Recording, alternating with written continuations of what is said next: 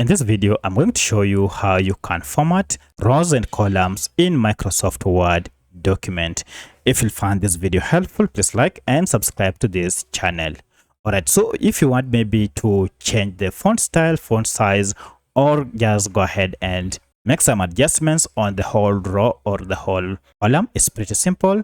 Just follow these steps. For instance, here I want to go ahead and format the font color and the font size of this row here, the number 1 row. To do this, just head over it and just click on it and highlight the whole row like that up to the end.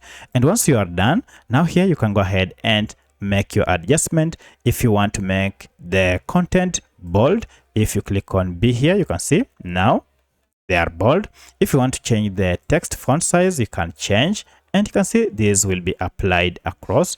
If you wish to change the font color, you can also go ahead and just click on this font color and choose your preferred font color. Now, any item that you add on this row, you'll realize that they will automatically be formatted according to the format that you had chosen. So you can also do the same on the columns, and this will be applied across. So that's how you can format your rows and columns on a table in Microsoft Word document. If you have any other question, kindly let me know in the comment section. Otherwise, thanks for watching, and let's meet in the next video.